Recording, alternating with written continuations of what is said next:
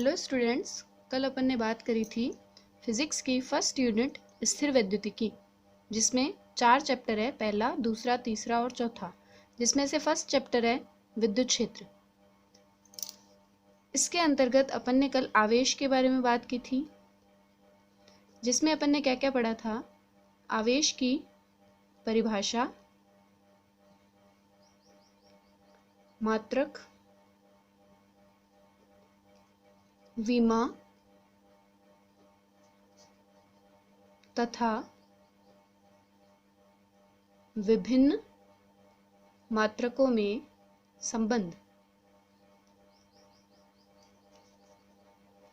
I hope आप लोगों ने रिवाइज कर लिया होगा।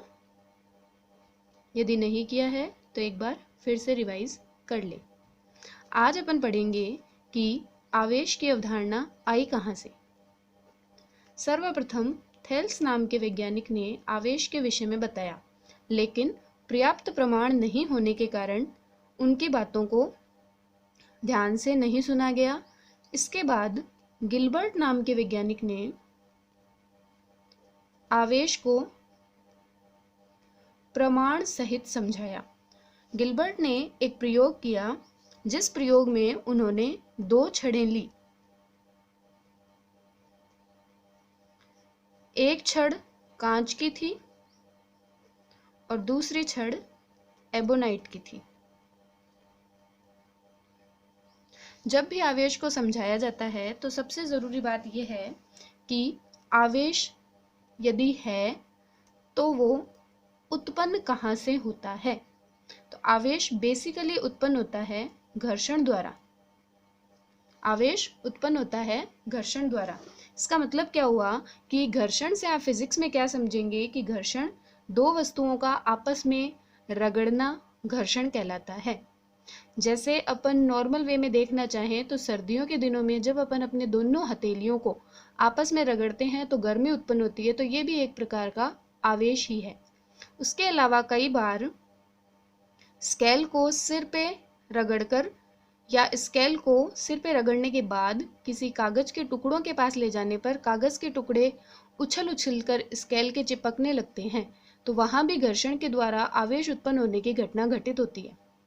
तो यदि गिलबर्ट को आवेश को समझाना था तो उन्हें सबसे पहले घर्षण उत्पन्न करना था, और घर्षण उत्पन्न करने के लिए चीजें कितनी आवश्यक होती है? 2। उन्होंने क्या किया कि कांच की छड़ को रेशम के कपड़े के साथ रगड़ा तथा एबोनाइट की छड़ को बिल्ली की खाल या अपन कह सकते हैं फर के साथ रगड़ा।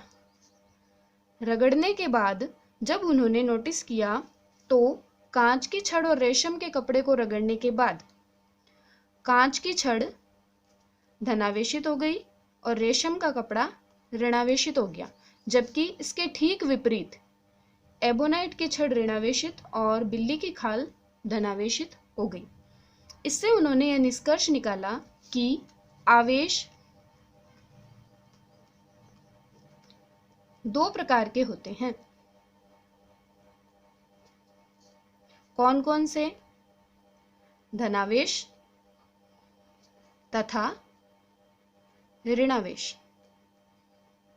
तो ये बात अपने को कहाँ से पता चली? गिलबर्ट के प्रयोग से। गिलबर्ट का प्रयोग क्या था? उन्होंने कांच की छड़ को लेकर रेशम के कपड़े पर रगड़ा और एबोनाइट की छड़ लेकर बिल्ली की खाल पर रगड़ा। दोनों को रगड़ने के बाद जब अलग अलग किया गया तो कुछ चीजें धनावेशित और कुछ चीजें ऋणावेशित हो गई, जिससे गिलबर्ट ने निष्कर्ष निकाला कि आवेश 2 प्रकार के होते हैं, धनावेश तथा ऋणावेश। इसके बाद अपन बात करते हैं कि धनावेश और ऋणावेश बताने के बाद जब अपन मान के चलते हैं कि गिलबर्ट ने छड़ों को साथ साथ रखना चाहा, तो जब कांच की छड़ को कांच की छड़ के साथ ही रखा गया तो दोनों में प्रतिकर्षण उत्पन्न हुआ, जबकि एबोनाइट के छड़ों में आकर्षण उत्पन्न हुआ। इससे यह निष्कर्ष निकला कि समान आवेशित वस्तुओं में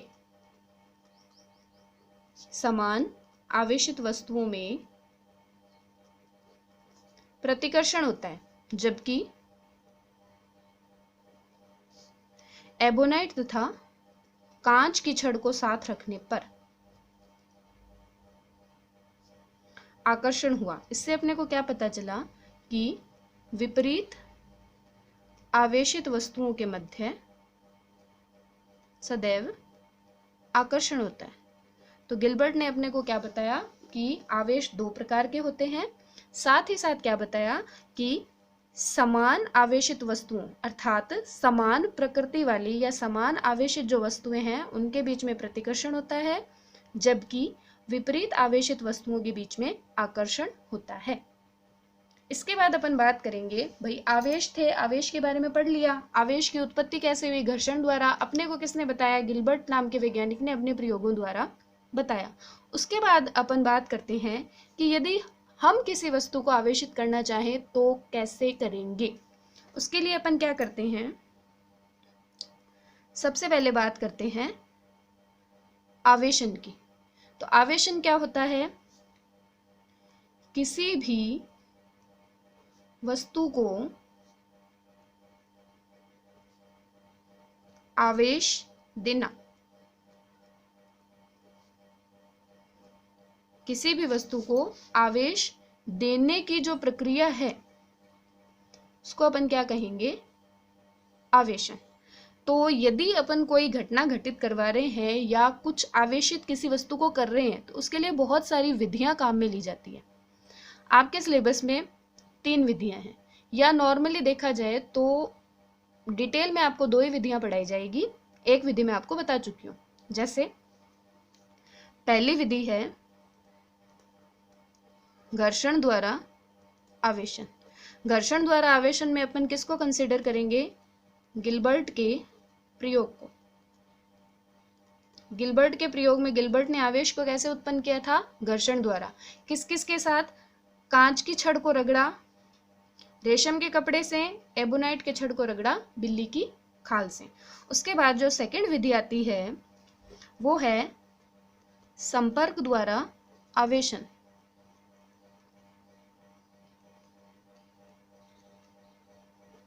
संपर्क द्वारा आवेशन में एकदम सिंपल सा काम करना है। आपको 2 वस्तुओं को टच करवाना है, आपस में संपर्कित करना है। संपर्कित करने का मतलब क्या है कि आप दोनों को टच करवा दीजिए, ठीक है। टच करवाने से क्या होगा कि इसमें क्या लेते हैं, एक तो लेते हैं आवेशित वस्तु और दूसरी वो वस्तु ली जाती है जिसे आवेशित करना है, अर्थात वो पहले से क्या है, निरावेशित कह सकते हैं आप या कह सकते हैं अनावेशित। निरावेशित कह सकते हैं या अनावेशित कह सकते हैं। तो यदि आपको संपर्क द्वारा आवेशन करना है तो एक तो वो वस्तु होगी जो अनावेशित है जिसको आवेशित किया जाना है, और दूसरी वो वस्तु होगी जो पहले से आवेशित है। तरीका क्या है वो देखिए। इसमें क्या करते हैं, एक कुचालक स्टैंड लेते हैं, उसके ऊपर क्या करते हैं, एक गोला रख देते हैं, ठीक है। अब ये तो क्या है, अनावेशित। इसके पास एक आवेशित चालक लेकर आते हैं, वो भी किस पे रखा हुआ होना चाहिए, कुचालक स्टैंड पे। आवेशित चालक का मतलब ये है कि वो पॉजिटिवली चार्ज भी हो सकता है, वो नेगेटिवली चार्ज भी हो सकता है। डिपेंड किस पे करता है कि आप कौन सा लेंगे।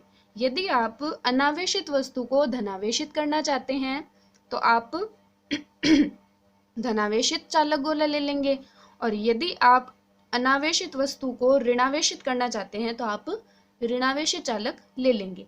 यहाँ अपन कर लेते हैं धनावेशित। धनावेशित करने के लिए गोला किस प्रकार का लिया जाएगा, जो कि पहले से धनावेशित है। फिर अपन क्या करेंगे, दोनों को संपर्क में लाएंगे। संपर्क में लाने का मतलब दोनों को टच करवा दीजिए। ये अनावेशित हो जाएगा, ये हो जाएगा आवेशित।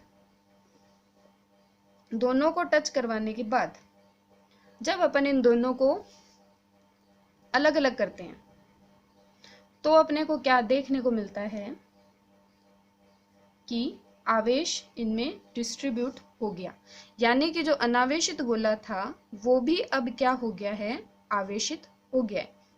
तो पहली विधि है घर्षण द्वारा, जो कि गिलबर्ट के प्रयोग में देखने को मिलती है। दूसरी विधि है संपर्क द्वारा आवेशन, जो कि मैंने अभी आपको बताई। इसमें क्या करना होता है कि एक अनावेशित गोले को दूसरे आवेशित गोले के संपर्क में लाना होता है। तीसरी विधि है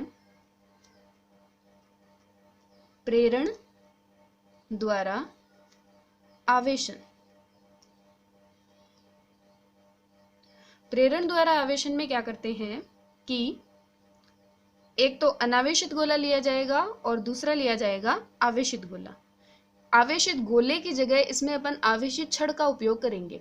प्रेरण द्वारा आवेशन में समझने की बात यह है कि सबसे पहले जरूरी है कि प्रेरण का मतलब क्या है। प्रेरण का मतलब है यहाँ संपर्क था, वहां सिर्फ प्रेरण है, यानी कि आप मोटिवेशन टाइप इसको मान के चल सकते हैं। संपर्क द्वारा आवेशन में टच करना जरूरी होता है, जबकि प्रेरण द्वारा आवेशन में टच करने की कोई जरूरत नहीं होती है, बिना टच करे अपना काम हो जाता है। ठीक है, प्रेरण द्वारा आवेशन में देखिए, एक लेते हैं गोला, ये गोला अनावेशित है। अनावेशित का मतलब ये नहीं है कि इस पे चार्ज जीरो है। अनावेशित का मतलब ये है कि नंबर ऑफ इलेक्ट्रॉन और नंबर ऑफ प्रोटॉन इक्वल है, यानी कि ये किसमें है, उदासीन है। Number of proton equal to number of electron, यानी कि इसमें आवेश तो पहले से है, आपको सिर्फ प्रेरण द्वारा इसको आवेशित करके दिखाना है। तो करने के लिए अपन क्या करेंगे, पहले एक अनावेशित गोला लिया। अनावेशित का मतलब ये नहीं है कि इस पर टोटल चार्ज जीरो है, नॉट इक्वल टू जीरो होता है, लेकिन नंबर ऑफ इलेक्ट्रॉन और नंबर ऑफ प्रोटॉन इक्वल होते हैं, इसलिए इसको अपन अनावेशित बोल सकते हैं। इसको यदि अपन ऋणावेशित करना चाहें तो क्या करेंगे, थोड़ा सा ध्यान दें। यदि आपको ऋणावेशित करना है तो आप इसके पास एक छड़ लेकर आएंगे जो कि पहले से पॉजिटिवली चार्ज्ड हो। ध्यान रखें, यदि ऋणावेशित करना है तो छड़ कैसे लेकर आएंगे, पॉजिटिवली चार्ज्ड। उसके बाद क्या होगा कि जैसे ही आप इसको संपर्क में लाते हैं तो ये जो पॉजिटिव आवेश है वो इसके अंदर के नेगेटिव आवेशों को अपनी तरफ आकर्षित करेंगे। नेगेटिव आवेश अलग हो गए, सेम नंबर में पॉजिटिव आवेश दूसरी साइड चले गए। उसके बाद अपन क्या करते हैं, अपने को तो नेगेटिवली चार्ज करना है, तो ये पॉजिटिव चार्ज अपने किसी काम का नहीं है, तो जो चीज काम की नहीं है उसकी अपन कर देंगे अर्थिंग। तो इसके बाद का स्टेप क्या होगा,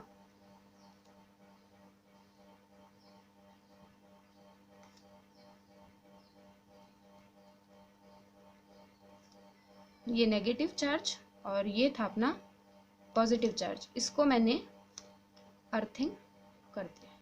ठीक है, अर्थिंग करने के बाद क्या होगा कि जो पॉजिटिव चार्ज है उसकी अर्थिंग हो जाएगी और अपने को मिलेगा क्या,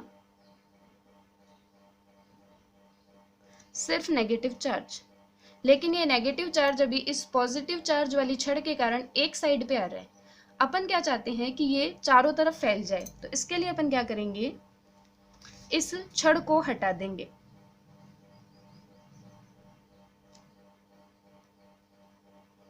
छड़ को हटाते ही ये चार्ज पूरे गोले पर फैल जाएगा। तो ये क्या थी, प्रेरण द्वारा आवेशन की प्रक्रिया। अपन ने क्या किया, एक अनावेशित चालक लिया। खास बात क्या है कि Q नॉन जीरो है, सिर्फ number of electron equal to number of proton है। अपन करना क्या चाहते हैं, इसको ऋणावेशित करना चाहते हैं। तो ऋणावेशित करने के लिए अपन ने क्या किया, इसके पास एक धनावेशित छड़ लेकर आए। धनावेशित छड़ लाते ही इसके अंदर के ऋणावेश एक साइड आ गए, तो दूसरे साइड सिर्फ धनावेश बच गए।